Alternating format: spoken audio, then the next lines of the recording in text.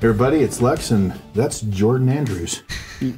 I guess Josh, who does these graphics, is an expert in his field, and we got to watch him make his masterpiece. It is a masterpiece that should, yeah, you know, it's incredible. Now when my dad asks, what do I do for a living? You have a picture to go with it. There it is. I think they should put that on a T-shirt, you know, and sell that on the... I would wear it. I would buy one. I'd probably do that. Right, so we're talking about our favorite things. Are we? Yeah, this is inspired by... we're going to sing about it? Brock, who does writing for us. True. Wrote a blog about a whole bunch of tools, and these aren't like deep dive tools where you have to be like a level 18 nerdery druid to track it down. These are... A nerdery what? Nerdery druid. Nature wizard, I guess, if you want to... I love druids. See? Jake gets it. All right. Gets it. So... tools that make being a sysadmin easier. When we were doing day-to-day administration, these are things that we used quite often. They don't have you do that now? I still have to? No, we just look pretty on camera now. We don't have to know things. We just have to pretend we know things. That's easy the name of my game since I've been doing it. So, so what are we going to start with? So the first thing is wiztree, which is... And first of all, this is the free version. You see it has the donate thing. If you're using this in a production environment, please pay for it. Wiztree, a lesser man would make jokes, and I am that lesser man. I'm going to make jokes. Right. So the default when you install it and run it, it doesn't look like all that much great information just out of the box. But you can first of all, you can run it remotely because it has command line options, and then you can customize it to grab some really useful information. So what kind of relief does the Wiztree bring? So looking at this, you can see it's just a quick way based on a pretty picture of larger files. Like we have not run cleanup since we did the Autodesk webcast, as you can see by these large green rectangles there. Large green, lots of space taken up. Okay. Yeah. So overall, I mean, this is kind of neat, but it's not like it's. We ran this on a local machine, which is why it's so fast. But you can also run it remote, and you can also fine tune. Okay. So how would you run it remote?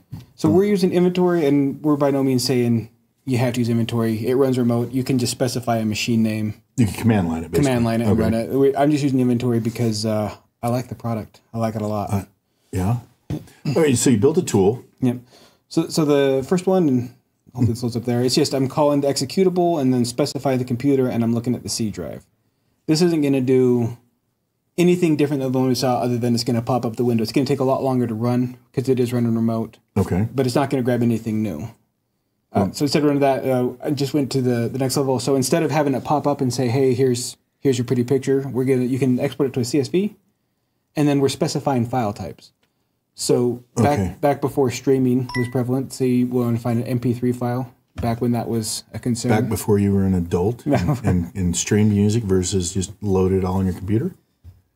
Yeah. Now people are streaming, so you're not going to find it. But if you're looking for movie files or a certain file type, so we change this up. We're still calling the wiztree exe, specifying the computer name. I'm grabbing a specific user this time, and then it's just /export. That's why we make a CSV, because we don't want to have a pop up on the screen. We want something that we can send on or manipulate the data a little bit easier. Look at okay. And the last one is /filter, where you can look for specific file types. So the scan itself, it is useful, but a lot of people I don't think use the more advanced features where it dives deeper, where you can find, I want a specific file or a specific file type, and I need a CSV file. So if we run this one against, we'll say Bugs Bunny, because we always use Bugs Bunny. It's a good victim. Yeah. Test case. Tools. And I already forgot where I said ctemp, right? Ctemp, yeah, we put everything in ctemp, Jordan. So basically it's going to run, nothing's going to show, but it pretty much is probably done at this point. Well, I'm hoping. Because I'm heading there. ctemp. ctemp. It is the second. So yeah, it's this one here. And you can see, and we did this one in a test. Basically, I found a whole bunch of JPEG files in there, which I'm not worried about. That's not how you expand a filter. So these are basically all the JPEG files on the Quintana user profile. So it's just a quick way to work. I mean, I use our products, but it's just a quick way to scan machines to look for outline files. I think you can specify, I want files over a certain type as well. So you want to just get like, we'd be dinged by the Autodesk stuff. Yeah, it's just, it's a good way to find the most offending files that you can clean up to make your system as secure as possible. The other thing I found with that is, again, like a Windows Explorer, you can just traverse the tree and look at, and it gives you a little more information about the specific files you're looking at. Absolutely. I'm going to hand this over because we're going to go into... Actually, before you move on, there's a relevant question. Okay. All right, you ready? Hey, guys, wiztree versus Winstat. Go! Chad B. So, I'm fine with both of them. I like both. I believe with Winstat, we have in the tools library a pre-built tool for that one. Winstat? Make sure I'm not completely wrong there. I thought we did for one of those. Or maybe we had a blog on that one.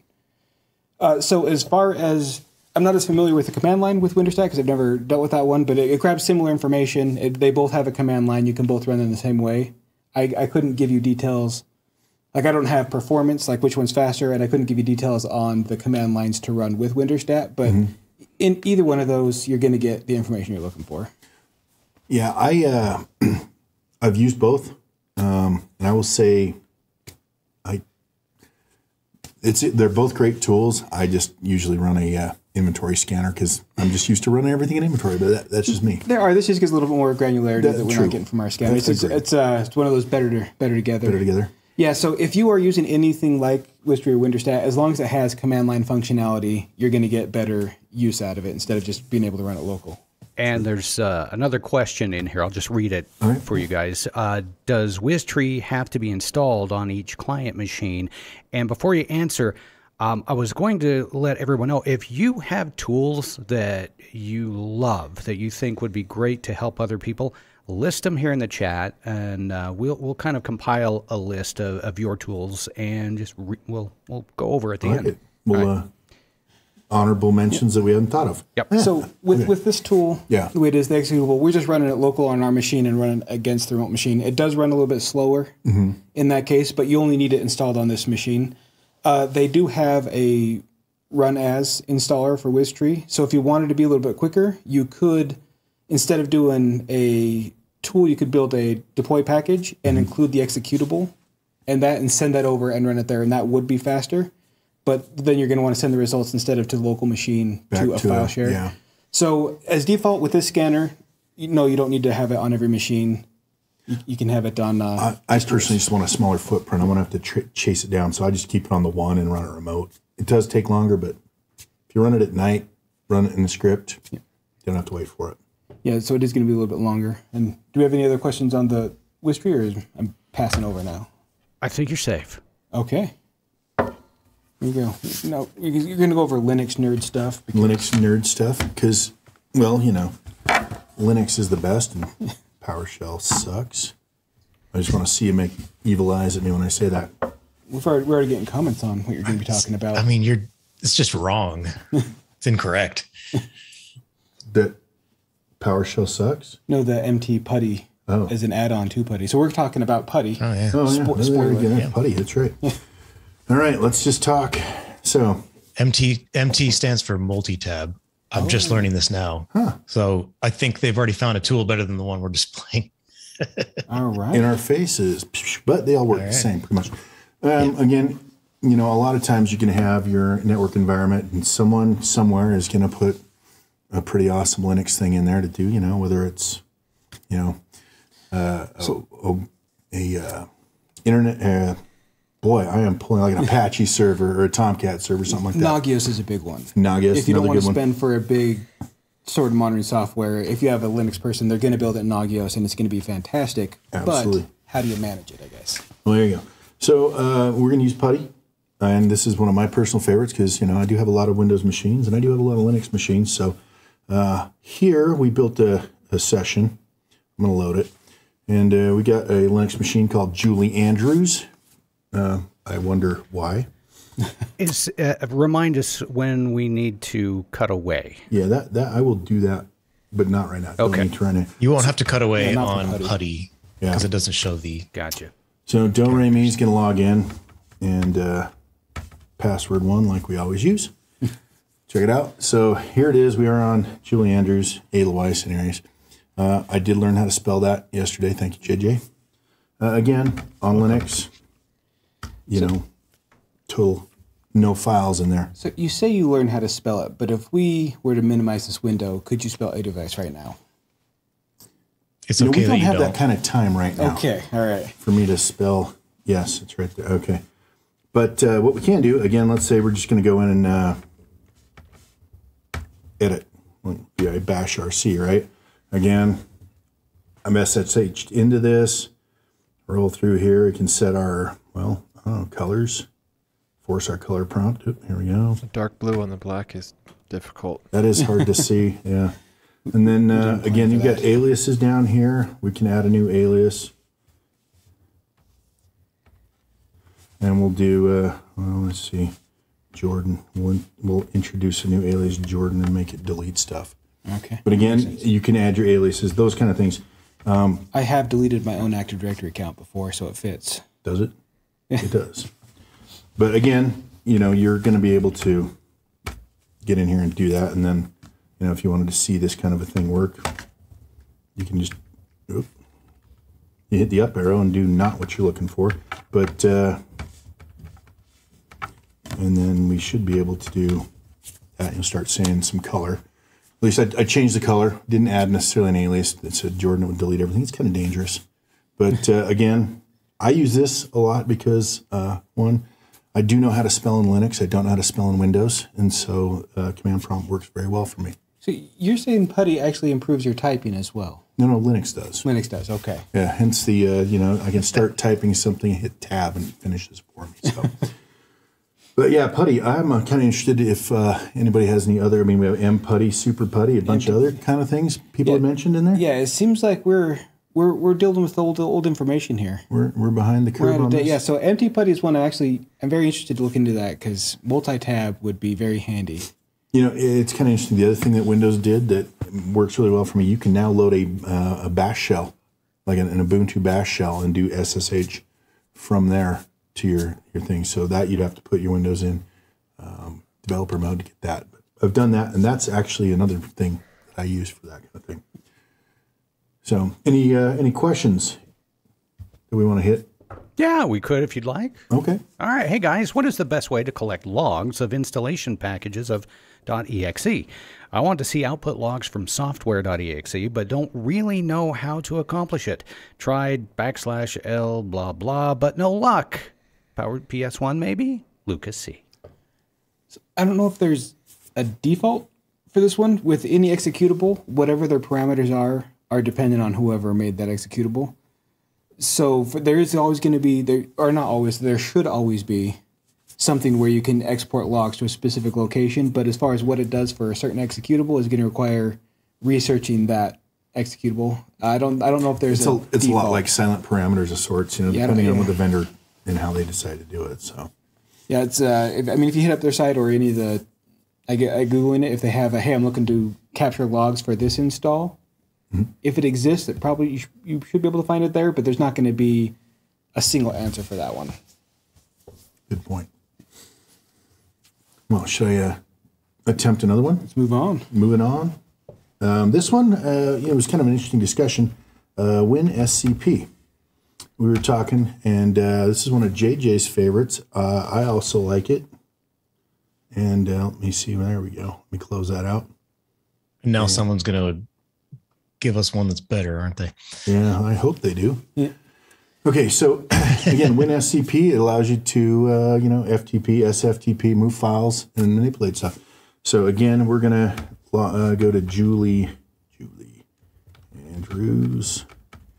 And this is where we're going to change cameras there. So people can't watch us type in the password. Good. I've done that, I'm going to say more than once at this point. Have you? We've had to change multiple passwords because I've not paid attention to where the camera's at. All right, there we go. All right, we're in. We're in. I think I mouthed the password. Was it password 1 again? It's always password 1.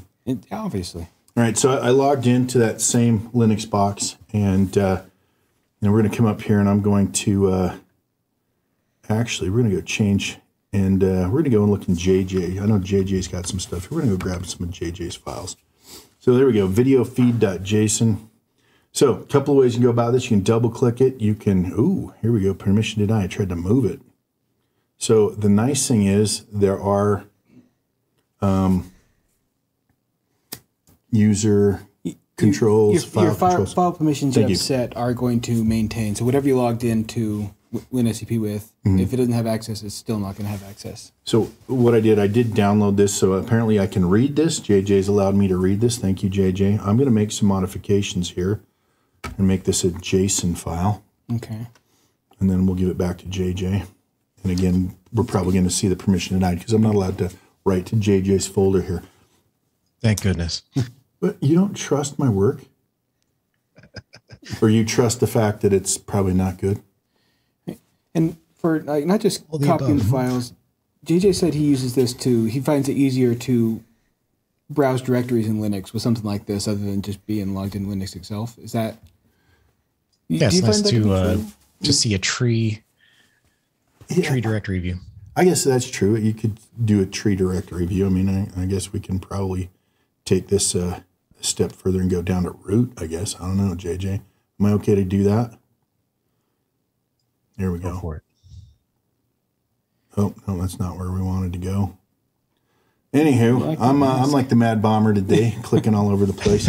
But y'all get the idea here. / right? Yeah, just go to /. So kind of a built-in way to get a GUI version for Linux, and if you don't want to use the don't want to be clicking around. I thought that I mean I know a lot of builds for Linux have GUI now, but it seems like it's usually avoided where possible. I prefer just to I know guys spelling, but even with the later Windows servers, there's installs now that are almost completely command line based. Yeah, that's true. So I think it's becoming more and more common to have it that way, but if you're used to a GUI, it's just hard to step away sometimes. True. I do want to point this out right here. This is an SFTP, secure FTP connection. So, anyway, WinSCP, JJ, anything you want to add to this? Yeah, I do prefer the command line, but like I said, there are certain times where I need to see something really quick. I need to see a folder view or just traverse something quickly without having to type a lot of commands, and it's a nice, easy way to do it. Yeah. Nice, easy way to do a file transfer as well, especially if you have something large, you need to move from one place to another. Just easier than doing either a wget or an SSH tunnel to transfer those. Yeah, understandable. Any questions in regards to FTP stuff or that kind of thing? No, but anytime you want to take unrelated questions, we have a number of those. No, okay. we're not doing. Let's do it. We can tack them onto the end if they're very unrelated. Right. Should we just hand Jordan this because it's coming back to me? Yeah. All right, so this is a tool I used all of the time, and then it kind of depreciated, like it wasn't being updated. There's a real security risk. Or deprecated? Deprecated, one of those. Depreciation, you wrote it off on your taxes, I can tell you if you go through all of the webcasts we have, I've never gotten it right. Yeah. So it's the other one from what I said. Other one, whatever it is, it's the other one. Yeah, okay. But it's the RDC Man. It's recently sysinternals picked it back up, and they started patching it and keeping the... yeah, I used to use that until, I was like you say, it deprecated. There was some issues with it, and it wasn't getting patched, so security-wise. Yeah, so this is, if you are working with multiple machines, it's just a nice way to have, I guess, all of those windows open at once and easier control. I saw someone in the chat said that they used this until they got inventory, but they liked the shortcut for opening remote desktop, which that is also fantastic, but this still has some features that you just can't get other places from that one. Yeah, just I like the open news group, and then you have just all the windows here where you can control each one of them. It's just easier. You can still copy and paste between it. It's just if you're remoting into one, there's not a huge gain other than the credentials make it a bit easier. But if you're logging into multiples and you're working with each one of them, this gives you a lot of control. And if you need the full screen. When you were testing packages and stuff, you used this a lot. So yeah, for the version upgrade testing, where we'd go back a certain number of versions with the install, and we had to get various operating systems, I'd have to log into between 30 and 40 at the same time, and this was a lifesaver. I could watch from one screen all of the updates to make sure that updates were going without error. I'm glad I don't have to do that anymore, because that was exhausting. But it was nice to be able to kick off the script to just watch each machine to make sure the upgrade was going without issue. So anything, if you're remoting into more than one, I think this is a fantastic tool. And then there's some customization you can do there with the client area. Like I have this 50, I think the default, if you're in there and you're getting screens like this, as 15 is the default, that's not real usable. You have those 4 there, those 3 there, you can't really read it. Mm-hmm. But if you come in here and set, so it's a client area to 50 is how I got that. So it makes it so you have each one of those open just a little bit. So I'm going to do some math here. Right. 350% equals more than 100%. Well, not according to RDC Man. Okay. Well, and I trust them more than you. Sysinternals has been fantastic. You trust their math 1,000,000%. Yeah. 1,000,000%. All right, and the other thing is if, like I have these are the 3 we tend to use for our examples in webcasts, but if we wanted to add a whole bunch more of them, I just went to inventory and it's a new report, and I think it's just the default. We're not even changing just computer anything. Names, yeah. Yeah, all we want is the computer name. We ran that report, saved it as CSV, and that gave us all the machines that we're looking to import. And then just see if I can't find it. Maybe. I'm lost. Add server? Import servers. Import servers. There we go. So I would guess it would be in ctemp. Ctemp, that's a good spot for it. You know, I'm pretty sure. Yep, server. So if we load that one up, we're putting it in the, we don't want often used machines. We want, these are also on the domain. Boom. And that just loads up all the servers. So if we wanted, say, CoolCat, which is Windows 11, I believe. You come up here. It's just a quick way. If you have the server, and we cache the credentials in there. A lot of people aren't going to be comfortable with that. So if you want to, if you don't have those saved, then when you double click on it, it's just going to ask to log in. Ask you to log in, yeah. If I was logging into 30 or so, having saved credentials is a lifesaver. That's it for me. And then the biggest thing, and this is, I love this one. When you're done with the day, just come in here and just log off group.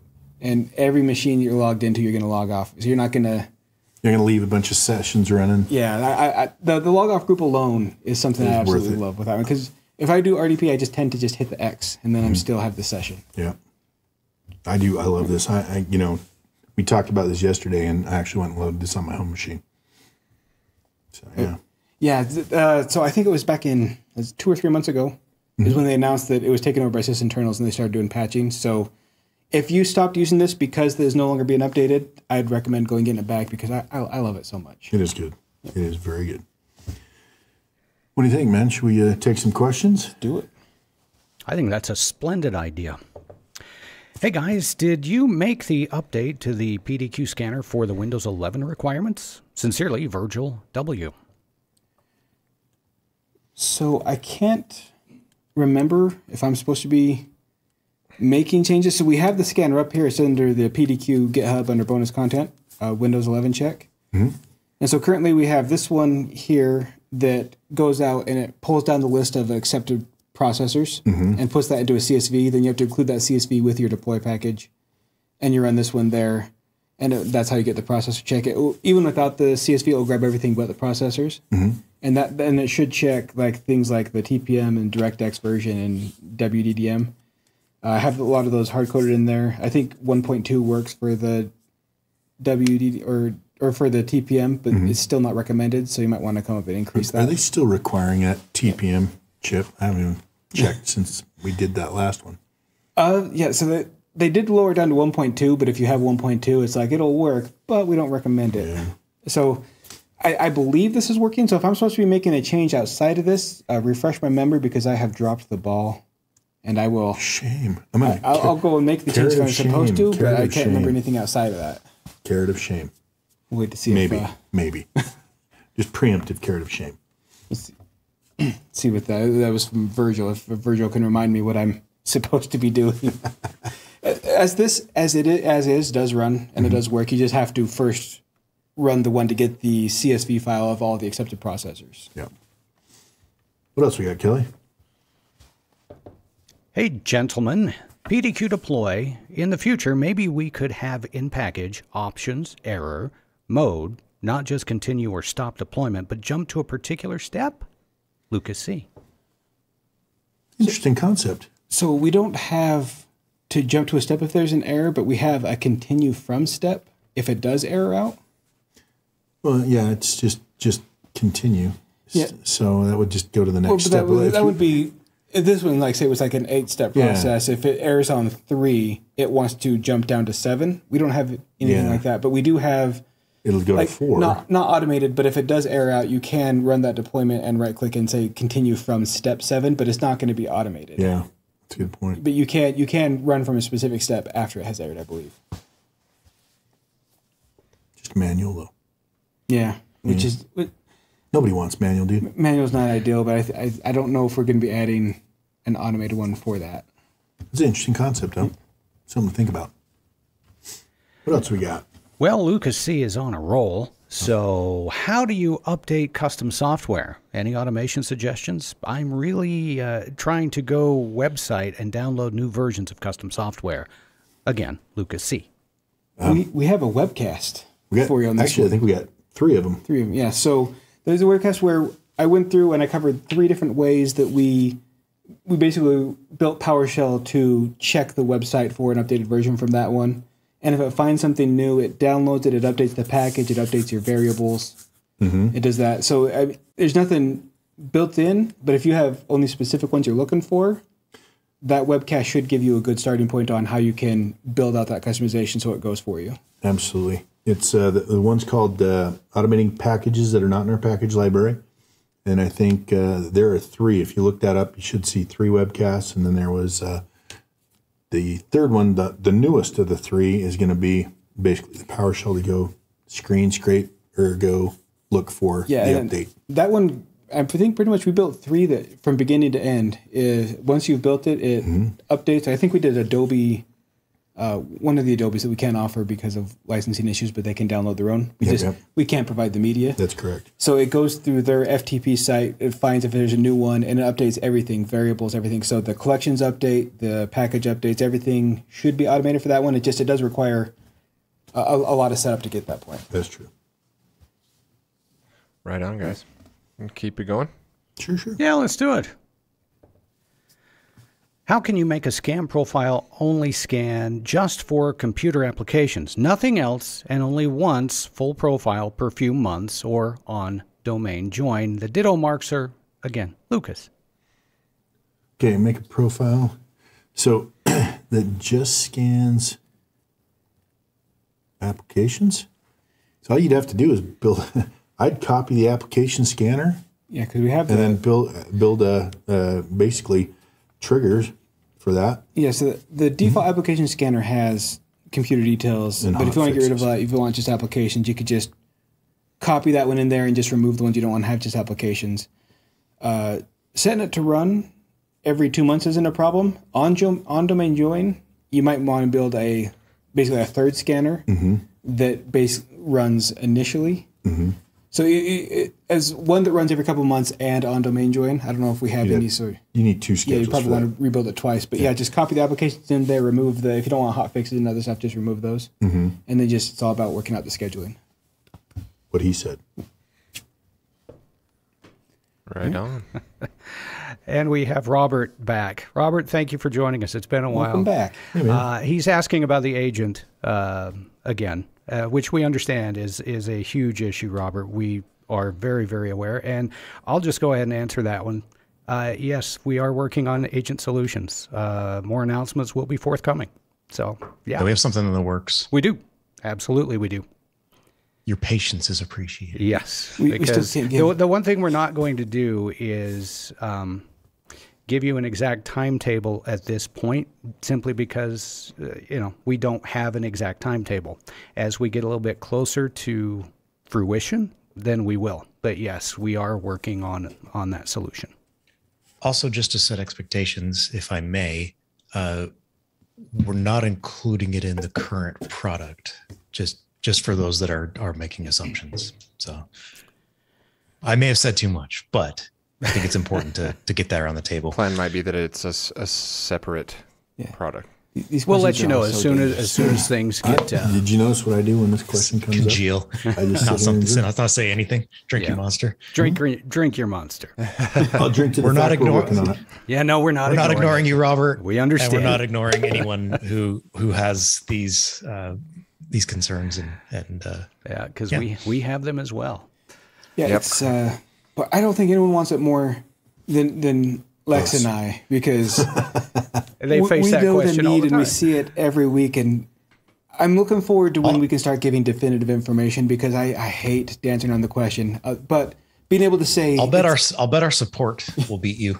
Yeah. I bet they want it more than you do. I'm just going here. I'm just going to drink the drink. Being able to say it's in the works, we know it's important, and we're actually working on it. I think being able to say that is actually even a little bit of relief. Yeah. Yes.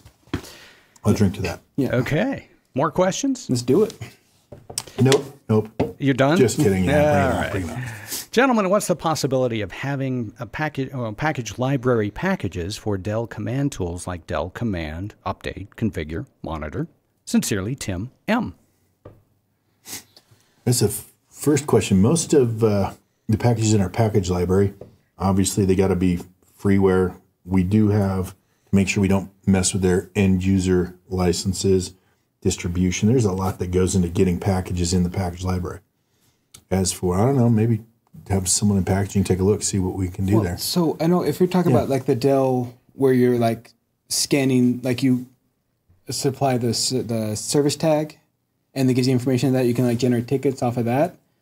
For that one, I'm not sure if we can offer it because it requires setup. You have to set yourself up as an administrator of a thing. Dell, yeah. I've created a blog on how to write some of those, and you have to make yourself an administrator and you have to add those machines to it. So there's a lot of setup to make that even work out of the gate. So I'm not sure if we could offer that, but not as just a package itself, just because saying, hey, run this against Dell, it ignores a bunch of setup that's required on the back end. If it's not that side, then I'm unfamiliar with the commands and I don't have a fantastic answer for it. Again, Dancing Jordan. And everything's better. Are you going to get us a little singing with that now? Oh. No, you don't want that. In the chat, just have the script, the Dell command tools. Yeah. So, I mean, if the Dell command tools do exist out there and I'm off base with the scanning for the service tag, then any sort of inventory tool with the command line, I assume they're built into the Dell, you just want to make sure you run that, not local, but on that machine itself. Remote machine. Yeah. All right, we do have a few more. Okay. Hey guys, to grab file information, can you do it for multiple computers and make it scheduled? Lucas C. So I assume this is for the wiztree that they were showcasing. You could select multiple computers and run it. It's going to return an individual CSV file for each one you run it against, but you could select multiple and run the tool against all of those. And then scheduling wise, to schedule it, you'd use Windows Scheduler. You could kick it off through deploy. You could, there's just a handful of things you could do there. Yeah, we have it set up as a tool, but you could also build that as a deploy package or just an inventory scanner where it's calling that stuff. It'd be difficult with scanner. I would do it through deploy. The deployer tool, but if you do deploy, you can schedule that out to run every so often. Yep. Well. Nice. Next question. In the Windows 11 checker, how can we get past the response, content cannot be parsed because the Internet Explorer engine is not available? I'm stumped. So that was Virgil coming back to us. So that one, and I put a comment in the chat there. If they have never run Internet Explorer, then it has that error.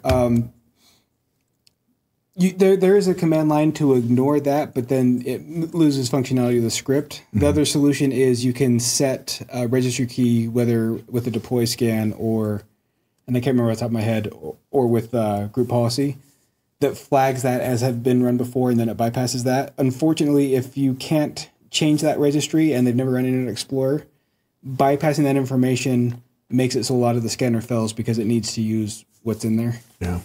I wish I had the registry key off the top of my head for that one. Is it in the blog or anything, or in notes? We're going to see if I put it in the README here.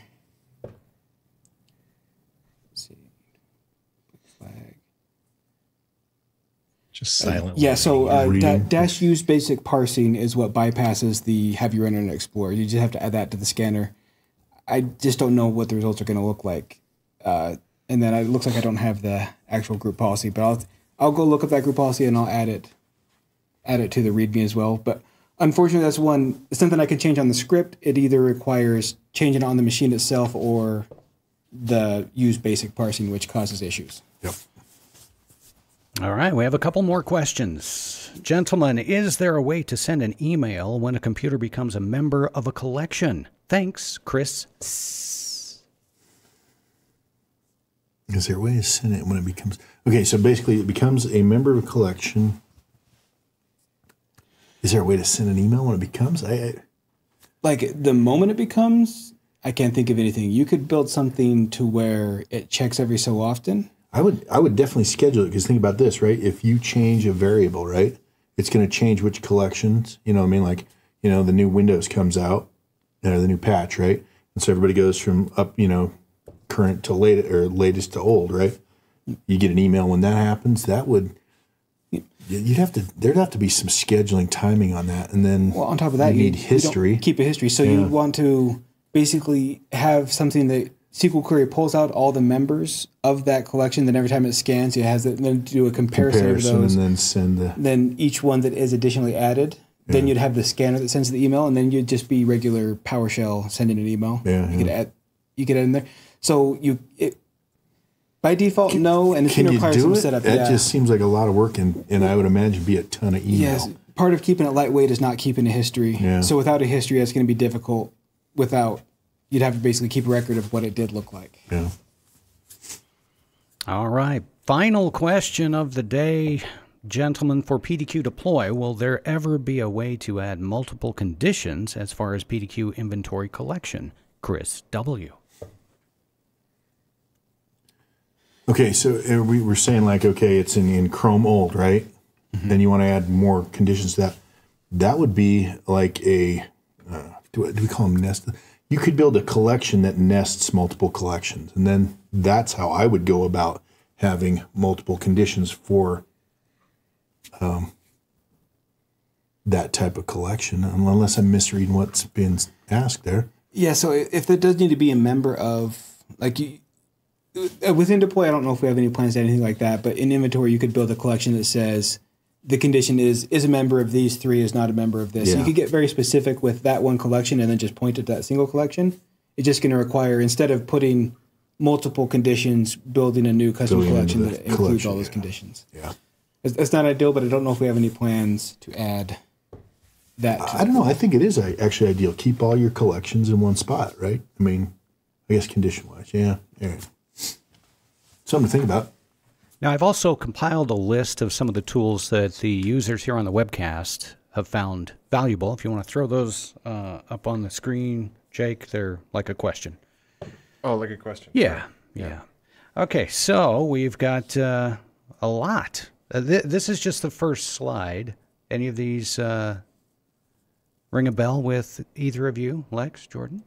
So I hadn't used any of those, but I was very intrigued by PuTTy. So Power Automate, I don't know what that's doing to me, but I'm intrigued because I love automating out my work. That's the first thing I thought of. Yeah. Okay, here's the second slide. Yes, Winget and chocolatey is definitely worth. Yeah, definitely worth looking at. Yeah. Especially if you like Apex packages, we always use PowerShell for that one. Mm-hmm. Winget is another option where you can get similar results from that one. We did cover the remote desktop connection manager. Yep. Mm-hmm. Zabbix. I haven't heard of that one. Yeah, so you need to look through a lot of these. So this is fantastic. Yeah, a lot of great information. Thank you. Yeah. This is why the community is so awesome with IT. Like everyone has something unique to add. Love it. All right. There you go. Okay. So, I don't know. I'm definitely looking at some of those tools. I'm glad the remote desktop manager's back on top of getting updated. I think we have some homework. We have some homework ahead of us. Could do some blogs on those. Yeah. So Jason said, is there in Winget out officially? I don't know if it's official, but it is. You can run it by default out of with Windows Terminal. Mm-hmm. So whether it's official or not, it is now included with Windows without having to actually install. I think that's Windows 11 is with install. With Windows 10, you have to manually install it, I believe. But it is, whether it's official or not, I love it. I use it. That's good. Again, a lot of things on there I'm going to check out. This is the stuff, that picture's the stuff my nightmares are made of, Jordan. It's amazing. Actually, it is a masterpiece. Thank you guys for watching. That's Jordan Andrews, and I'm Lex. We'll catch y'all later. Also, everybody, thanks for sending me an email to be a part of PDQU. I will send you the link to that shortly.